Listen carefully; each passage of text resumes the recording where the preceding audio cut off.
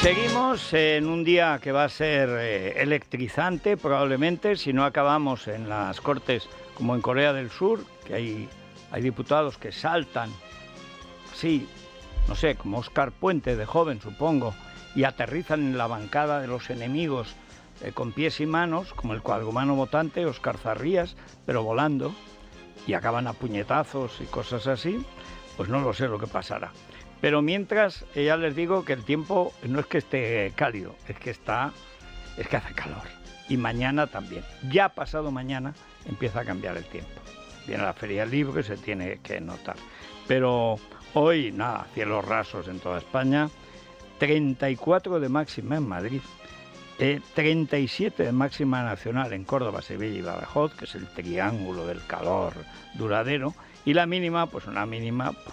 En fin, por decir algo, 9 grados en Vitoria. Bueno, vamos a contarles lo esencial de hoy. Yo lo he dicho para que no se diga que no lo hemos dicho. Lo que todavía no han pedido algunos partidos de oposición. O sea, hoy, Pedro Sánchez, después de lo que hemos sabido desde que se ha levantado el secreto del sumario, y no lo sabemos por filtraciones, sino por documentos concretos, y hemos podido hacer la cronología de la corrupción de Bego Sánchez, porque Sánchez es Begoña y Begoña es Sánchez, diga lo que diga, prevaricando de una manera escandalosa la Fiscalía, que es que Begoña no actuaba como la mujer del presidente, no, actuaba como la mujer de Fofito, que por cierto se ha reconciliado con Miliquito. O sea, con Emilio Aragón. El otro día en un aniversario tocaban el piano, que Emilio Aragón toca muy bien el piano, y entonces se reconciliaron, llevaban peleados desde jovencitos. Bueno, pues claro que era la mujer de Pedro Sánchez. Es que ha sido otra cosa. Antes era la hija de Sabiniano, el de las saunas y los puticlús. El rey del puterío le llamaba Villarejo. No, Sánchez Castaño, el gordo, que es otro del AMPA policial con Villarejo. El rey del puterío. Esa era la hija. No pasó del bachillerato y tiene una cátedra. ¿Cuándo le pusieron la cátedra? Cuando Sánchez lleva el gobierno.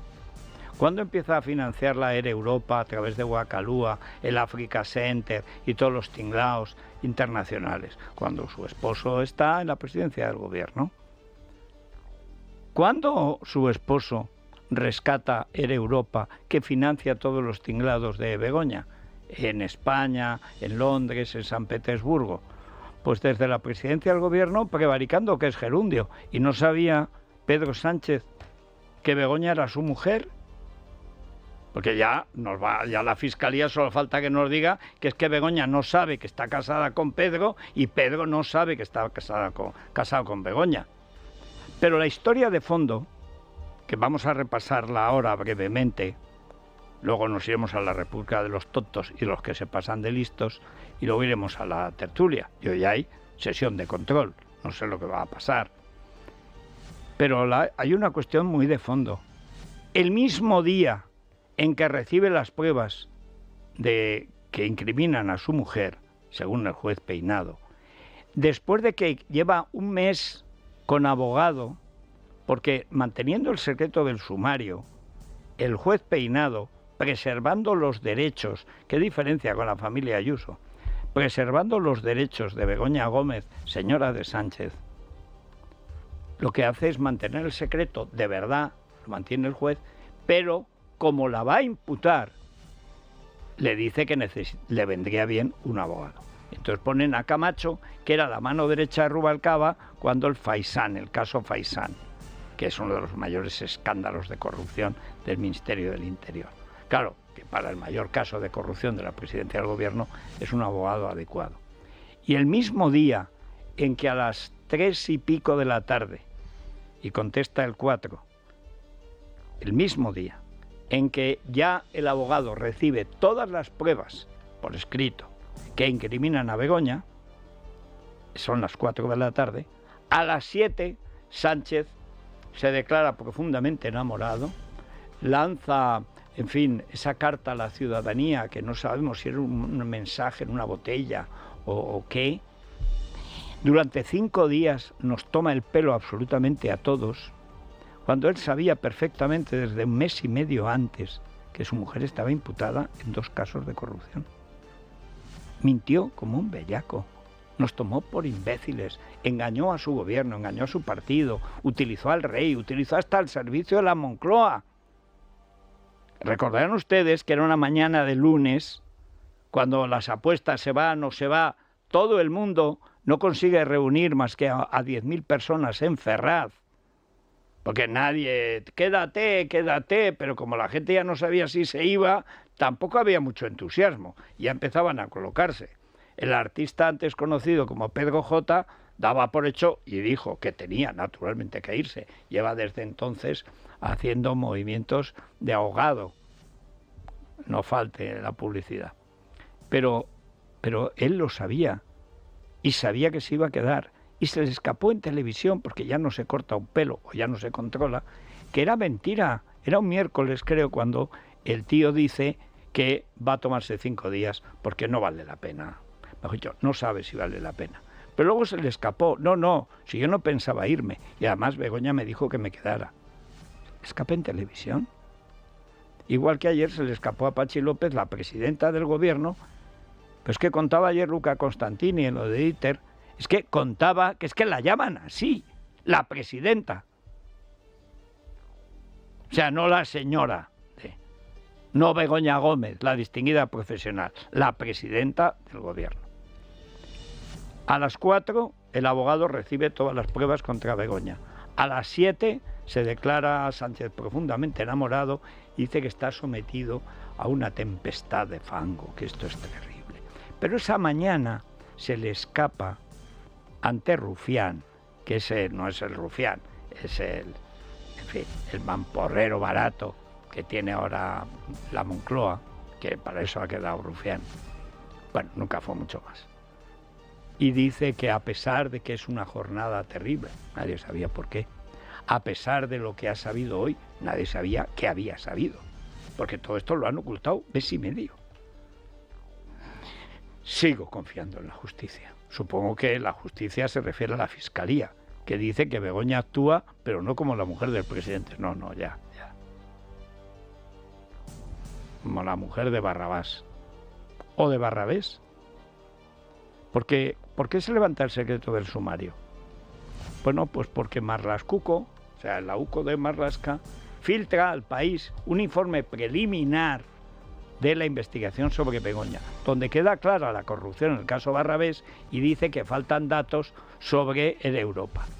Pero manda fotos, una docena de fotos, donde aparece Begoña con todo el mundo. Lo hemos contado en los programas de Cuesta, hay varios dedicados a eso. Con el paraguas de la Organización Mundial de Turismo, Begoña empieza su actividad privado o comercial de me lo llevo. Empieza nada más llegar al poder su marido. Pero igual que su hermano, que ha sido denunciado ante un juez de Badajoz, a ver si se anima el juez a cumplir con su obligación, porque desde el primer, es nombrar presidente, mejor dicho, ganar la presidencia con malas artes, Sánchez, y automáticamente crea la Diputación de Badajoz, que le sobra el dinero, un ciclo de óperas y un puesto para que las dirija mi hermano. Pero mi hermano Sánchez se va a vivir a Portugal para no pagar impuestos. Pero mi hermano Sánchez al mismo tiempo hace que la Diputación le declare como que está trabajando en Badajoz. ¿Por qué? Para la pensión, porque estos no pierden un euro. Y mi hermano de pronto se descubre que tiene un patrimonio, todo lo que ha cobrado en la Diputación de Badajoz, puesto hecho a dedo, que además contado por la Diputación. El factor principal fue la entrevista personal. La entrevista personal es: tú eres el hermano de Pedro Sánchez, ¿no? Sí, ya está. Esa es la entrevista personal. Resulta que ha cobrado en 5 años medio millón, no llega, ¿qué digo? 300.000 euros, 400.000. Y tiene solo en metálico más de 2 millones de euros. De ellos, 1,5 millones en acciones del BBVA. Un bloque de 1.400.000 euros de acciones del BBVA. más 2 coches, 2 o 3 casas, etcétera, en Elvas, Portugal, a 7 kilómetros de España. Es evidente que ahí está cometiendo un montón de delitos. Pero el primer delito es que, como es el hermano de Pedro Sánchez, le montan un tinglao, le ponen un sueldo y el tío se va a Portugal para no pagar impuestos. Siempre predicando con el ejemplo. Lo de Begoña es idéntico. Igual, absolutamente. Pero vamos a repasar brevemente, porque hoy va a ser un día intenso, esa tomadura de pelo de Sánchez a todo el mundo, incluyendo su gobierno y su partido. Por supuesto a todos los españoles y convirtiéndose en un fenómeno internacional. Para mí esto demuestra que el impulso fue de Begoña, que es la que manda en esa pareja al parecer. Aunque el que permite que se trinque es el marido, ella es una máquina. No para, es que no para. Y desde ese día, cuando dice que se toma 5 días para ver si se va, titular en todos los periódicos del mundo. Sánchez medita su dimisión tras un escándalo de corrupción que afecta a su mujer. En todos los países civilizados, ante un caso así, dimite el presidente. Pero dimite en el acto. Y hoy, si tuviera decencia, hoy Sánchez anunciaría en las Cortes su dimisión y la convocatoria de elecciones generales. Porque hoy es, casualidades de la vida, el primer día, el día 29, en que legalmente las puede convocar. Hoy hace justo un año que convocó las últimas elecciones, que ya se ven lo que han desembocado. Y en unos minutos comparece Pedro Sánchez en el Congreso, lugar que abandonó el pasado 24 de abril, visiblemente afectado tras conocer la apertura de diligencias contra su mujer por tráfico de influencias y corrupción. Ese mismo día, a las 3:43 de la tarde, el abogado de Gómez, Antonio Camacho, se personó en la causa y pasadas las 7, el presidente dirigió una carta a la ciudadanía amagando con dimitir por lo que consideraba una campaña de bulos difundida por pseudomedios. 24 horas después, la Fiscalía pedía el archivo de esa causa. La cronología de los hechos desvela que el presidente ha ocultado durante más de un mes la condición procesal de su esposa.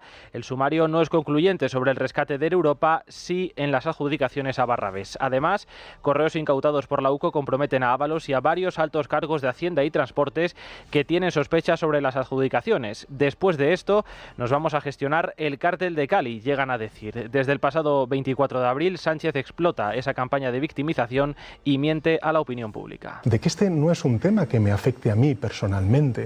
Este es un tema que afecta a la democracia porque este tipo de campañas, este tipo de bulos, este tipo de desinformación afectan a la ciudadanía porque afectan a su convivencia. Un acoso es una campaña de difamación, no solamente a mi persona, sino también a mi entorno familiar. El pasado miércoles, cuando conocimos el que se abría una investigación judicial a mi mujer como consecuencia de una denuncia interpuesta por un sindicato de ultraderecha llamado Manos Limpias, pues la gota colmó el vaso.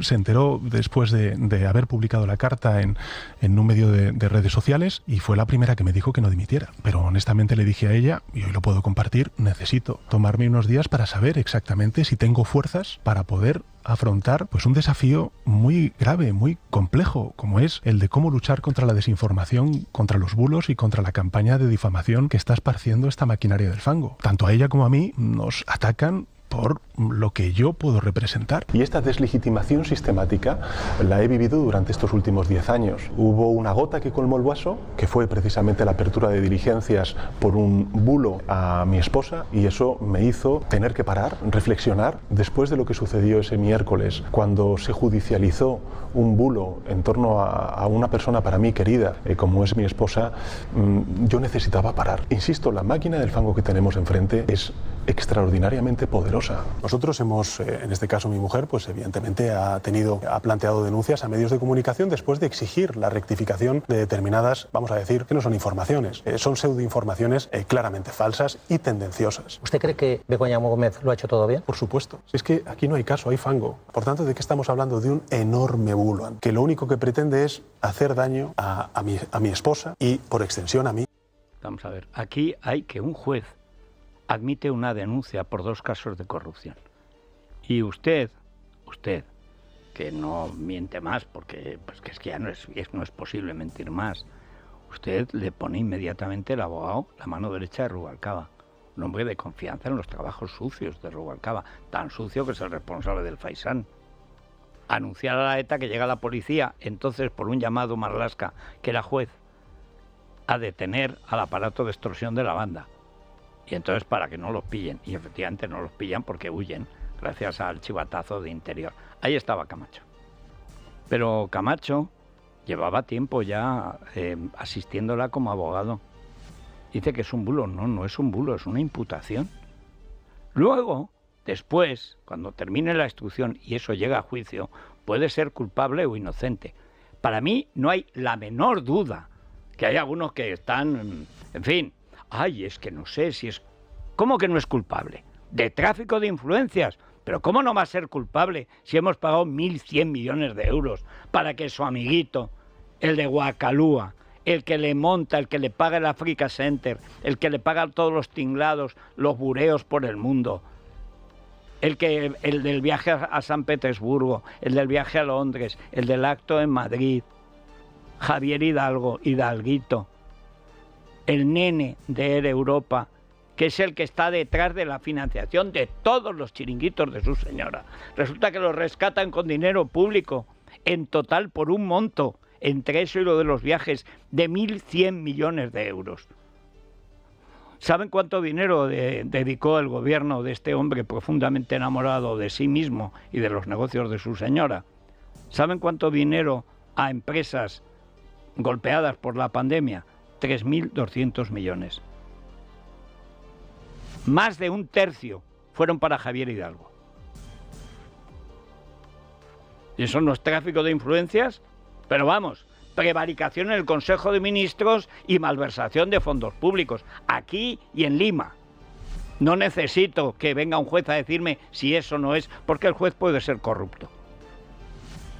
Pero moralmente, pero vamos, es que no cabe la menor duda. La UJO no tiene la menor duda en el caso Barrabés. Y en lo otro dice que es una fase preliminar. Pero las fotos que da, pues está Begoña con Hidalgo, Hidalgo con Begoña, Begoña con Hidalgo y Aldama, Aldama con Hidalgo y Begoña, en todas partes. Pero de San Petersburgo a Londres pasando por Madrid. ¿Pero de qué van estos tíos? Una cosa es que nos roben, que nos atropellen, que se carguen España. Y otra cosa es que nos tomen por imbéciles. Esta es la cuestión de fondo. O sea, no somos menores de edad mental. Este mentiroso patológico estuvo mintiendo desde el principio y montó todo el rollo de que se lo tenía que pensar simplemente para darse tiempo, imagino que a ver si podían emprender la campaña contra el juez. Y la emprendieron. La campaña contra el juez Peinado y contra su hija la emprendió la única máquina de fango de verdad que hay aquí, que es este gobierno asqueroso y sus asquerosos medios afines. Le culpaban nada menos a la hija de haber sido concejal del PP, partido más votado en España, y de haber ido a una reunión de la APM, la organización mayoritaria en la magistratura. Ojo a los delitos, ¿eh?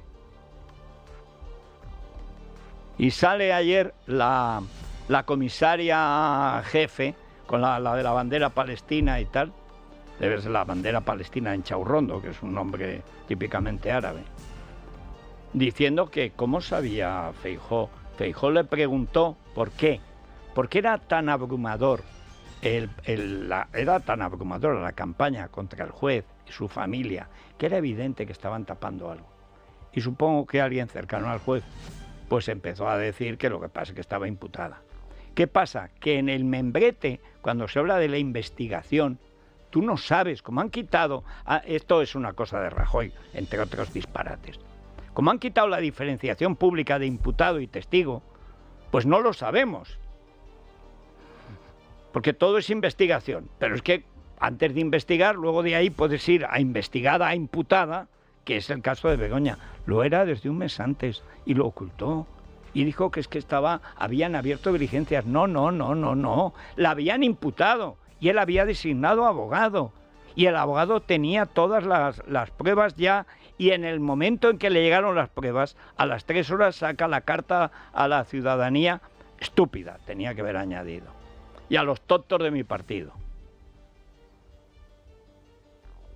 Recuerden aquella mañana de lunes que se planta en la zarzuela para hacer como que dimitía, el farsante. que convoca al servicio de la Moncloa, que la gente ya se veía Downton Abbey, todos en fila a despedir a la señora. ¡Ay, que con lo bien que nos trataban! ¡Ay! Y por detrás diciendo, a ver si los que vienen son mejores. Un farsante, un mentiroso. Hoy debería dimitir y convocar elecciones. Pero vamos a la República de los Tontos. En Es la Mañana de Federico, la República de los Tontos, con Santiago González. Eres tonto, muchacho. Con Santiago, muy buenos y candentes días. Pues sí, candentes, muy buenos, Federico. Bueno, pues resulta que el presidente del gobierno nos mintió a todos los españoles y a las españolas, claro. ¿Quién iba a pensarlo? Cuando hizo pública su carta a la ciudadanía, ocultó algo que ya sabía, que su mujer estaba imputada y se refería únicamente a la apertura de unas diligencias previas. Cuenta The Objective que Begoña Gómez está investigada desde el mismo momento en que el juez Peinado abrió diligencias sobre ella, o sea, desde el 16 de abril, por presuntos delitos de corrupción en los negocios y de tráfico de influencias. En el auto, el juez insistía en que se ponga en conocimiento de la persona investigada la incoación de las presentes diligencias previas, a los efectos de que, si lo estima oportuno, designe abogado y procurador. Algo nos íbamos barruntando cuando hace 2 semanas nos enteramos de que Bego Fundraiser había elegido al que fuera ministro del Interior de Zapatero, Antonio Camacho, para representarla legalmente. Lupe Sánchez, también llamada Proserpina en X, expresaba una perplejidad muy justificada. Nos tiene debatiendo a todos sobre el reconocimiento de un Estado que no existe, mientras se carga a otro que sí existía hasta que llegó él, el Estado de Derecho español. Hay que reconocerle el punto de genialidad. Luego hacía una valoración global sobre las elecciones europeas. Votar en las europeas va a ser tan emocionante como escuchar un torneo de ajedrez por radio. Bueno, yo creo que es que no ha visto Guadalupe Sánchez, no ha visto el vídeo de Irene Montero pelando el plátano con la boca. No, esto, claro, es que esto es un top. Esa parte le da una entidad, una densidad a la campaña importante. Y un morbo. Hombre, no se le da mal, ¿eh? No se le da mal, pero no llevemos esto ni un paso más allá. No. Oye, a mí me puso una querella por llamarla analfabeta funcional. Pensaba que quería decir que no sabía leer ni escribir. Y un analfabeto funcional que es que sabe leer y escribir, pero por falta de costumbre no lo usa. Claro. La perdió y la condenaron en Costas, por cierto. Pablo Echeminga Dominga, que viene de Francia, se ponía a definir lo que no conoce. España es un país en el cual fascistas violentos pueden acosar impunemente a la candidata de Podemos a las elecciones europeas, pero si les hicieran lo mismo a la candidata del PSOE o del PP, se los llevaría todos esposados la policía. Una democracia sin duda ejemplar. A este majadero habrá que explicarle algo. El 26 de junio de 2020, a la diputada de Vox, Rocío de Mer, la agredieron con una pedrada que le produjo una herida en la ceja izquierda durante su participación en un mitin en Sestao. 2 días más tarde, este desecho de tienta banalizó la agresión con estas palabras: solo hizo falta un poco de ketchup para que se tragaran un bulo como una catedral. Macarena Olona llamaba la atención sobre un hecho: que todas las querellas previas de Vox contra miembros del gobierno han sido archivadas con el mismo razonamiento. Y ojo por lo que pudiera valer para este caso. Puede y debe el juez decretar la inadmisión de la querella cuando no se ofrecen datos o elementos fácticos que indiciariamente pudieran aparecer como constitutivos de los delitos que se imputan en el escrito de la querella, no sirviendo a este efecto la mera aportación de recortes de prensa o similares, sin más constatación o acreditación. Y ella se teme que estemos ante otra querella gatillazo. Bueno, eso pues, porque la querella Vox las pone contra Sánchez. Y por eso, como está aforado, la jurisprudencia del Supremo es remite al Supremo, claro. Solo la del Supremo. Sí.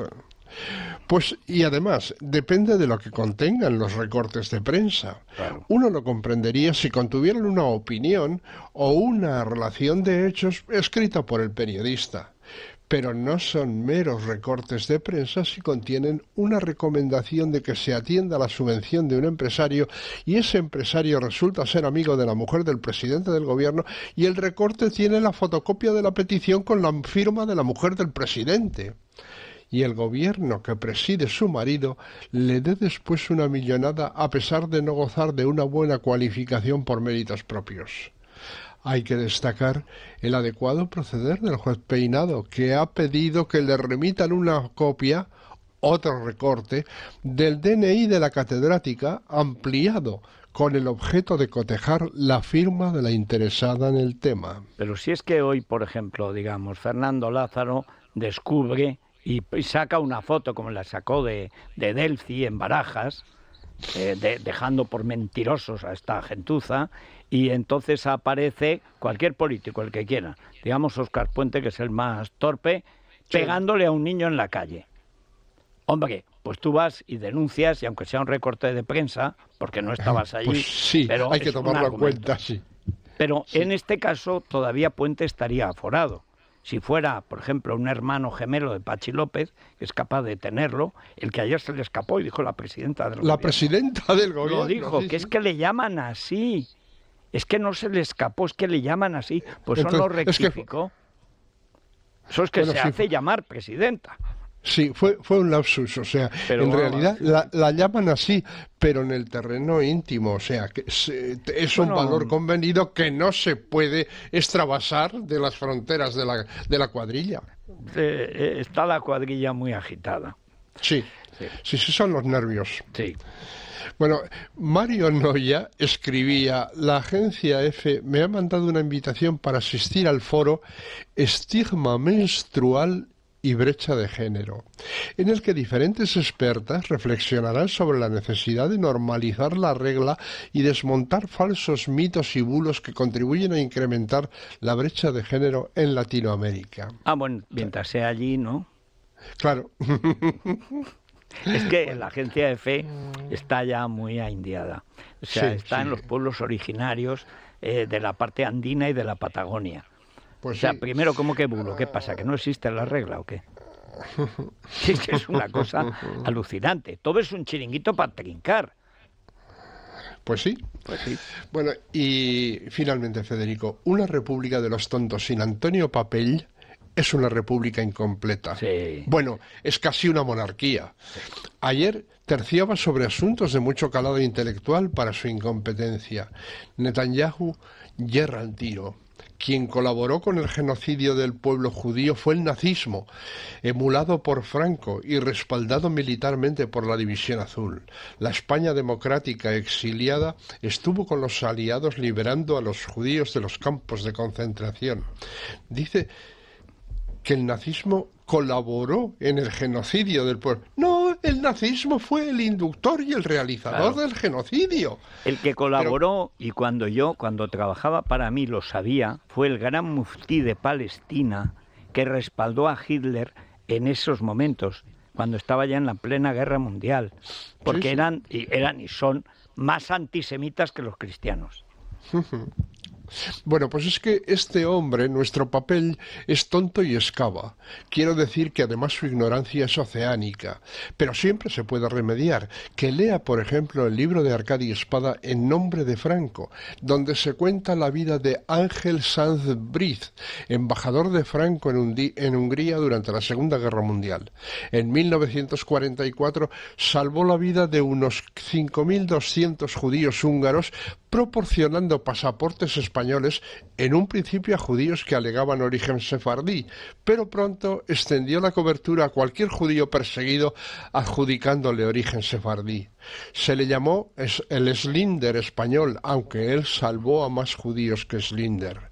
Fue distinguido como justo entre las naciones por el gobierno de Israel, distinción que el gobierno hebreo extendió a sus herederos. Pero hay que recordar además que el fascio español, como se llamó a la falange, nunca fue antisemita. Nunca. Porque eso José Antonio decía, que un país católico no puede ser racista. Y eso se ha mantenido en la extrema derecha española también con Blas Piñar. O sea, Blas Piñar nunca ha sido antisemita. Ni siquiera en la época de Fuerza Nueva eran antisemitas. ¿Por qué? Porque un país católico no puede ser racista.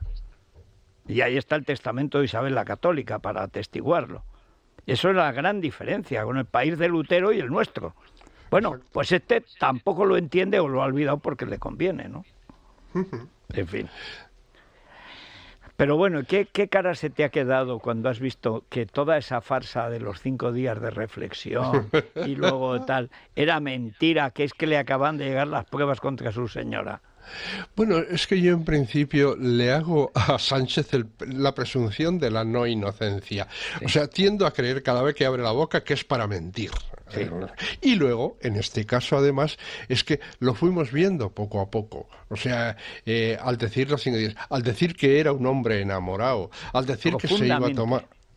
Al decir que se iba a tomar un tiempo para pensarlo, al solicitar audiencia al rey, sí, para decir que no se va, que claro, a mí ese fue el único momento, el lunes por la mañana, cuando pensé que quizás sí podría dimitir. No lo había pensado hasta entonces. Y yo efectivamente... También. Y además ha añadido el servicio doméstico de la Moncloa, que los citó. Claro. Digo, tonto no había, o sea, van a despedirse del servicio. No, y además... ¿Cómo nos engañó? Él mismo dijo después que era mentira.